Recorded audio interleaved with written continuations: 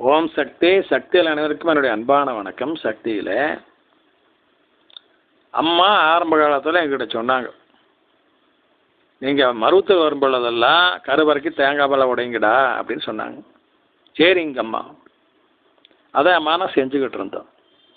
சில வருடங்கள் கழித்த பின்னால் இங்கே ஒரு ஆடி போகிறோம்.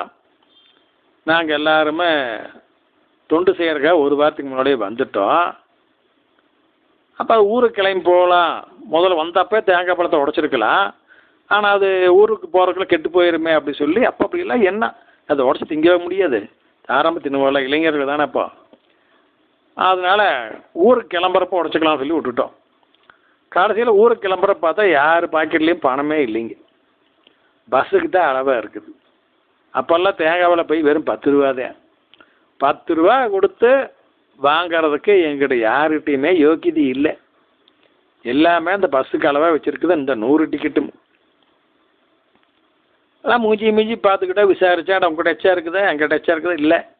எல்லாருமே ஆண்டியும் கோமனம். சரி ரைட்டு, அடுத்த இடம் உழைச்சிக்கலாம் போ அப்படின்னு நாங்கள் எல்லோரும் முடிவு வந்துட்டு யாருமே உடைக்கல. இந்த நிலையிலையும் செக்யூரிட்டி ஒருத்தர் ஓடி வந்தார் எங்களை நோக்கி. அம்மா அவங்களெல்லாம் கூப்பிட்றாங்க. சரி நாங்களே என்னமோ ஏதோ உள்ள போனோம். வீட்லிங்க இப்போ எல்லாம் கீழே உட்காந்தா எல்லோரும் அசம்பிள் ஆன பின்னால் அம்மா அப்போ சின்ன மாதிரி தான் உட்காந்து பேசுவாங்க. எல்லோரும் வந்தாச்சா? சரி, யாரெல்லாம் இந்த விழாவுக்கு வந்து தேங்காய் பழம் உடைச்சிங்க கை தூக்கு அப்படின்னாங்க. அவ்வளோதான், எல்லோரும் தலை கீழே முடிச்சுக்கிட்டோம். யாருமே உடைக்கலையே. அம்மா சொல்கிறாங்க, இப்போ தலை குமிஞ்சு என்ன பண்ணுறது? நான் சொன்னால் அது உயிருள்ள வரைக்கும் செய்யணும்.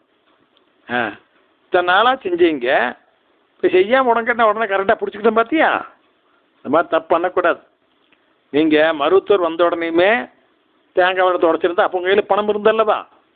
கடைசியாகத்தான் ஒரு வாரம் வாங்கிறது இல்லை, செலவு பண்ணி போட்டீங்க. பஸ்ஸுக்கு மட்டும் அளவு வச்சுருக்கிறீங்க. தேங்காய் பழம் போய் வாங்குற காசு இல்லாமல் போச்சு.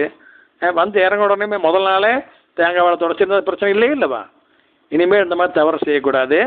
வந்த உடனே தேங்காய் உடச்சிருவோன்னு சரி போங்க அப்படி சொல்ல அம்மா வழி அனுப்பிச்சி வச்சாங்க. எப்படி பார்த்தீங்களா, நம்ம குருநாதன் நம்ம கண்காணிச்சிக்கிட்டே இருக்கிறாங்க. வர்றானே சொன்னதை செய்கிறானா, அப்போ தான் நம்மளை காப்பாற்ற முடியும்.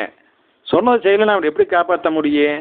அதனால் அந்த தாய்ப்பாசமே வருவான். அம்மா அப்படி பார்த்துக்கிட்டு இருக்குது. அதனால் சக்தியில் யாராக இருந்தாலும் சரி, உங்களுக்கு எவ்வளோ பெரிய தலைவார வேலையாக இருந்தாலும் சரி, கருவறைக்கு மறக்காமல் தேங்காய் பழம் உடைங்க. எத்தனை தடவை வந்தாலும் ஒவ்வொரு தடவையும் உடைக்கணும். நான் போன வாரம் தானே வந்தேன், இந்த வாரம் உடைக்க வேண்டிய அவசியம் இல்லை அப்படி இப்படின்னு நினைக்காதீங்க. உடைங்க. அங்கே நீங்கள் கோயிலே தங்க வேண்டிய வேலை இருந்ததா சில நாட்கள் தேங்காய் திருவோடுங்க. ஆறுங்களை வேண்டாங்கிற திங்க முடியல உணவு கொடுக்க வேண்டிய கொடுங்க. அது அங்கே உணவுக்கு பயன்பட்டு போகுது. அப்புறம் இப்போல்லாம் நாங்கள் அப்படித்தான் செய்கிறோம். இப்போல்லாம் எங்களுக்கு புத்தி வந்துடுச்சு. ஓம் சக்தி.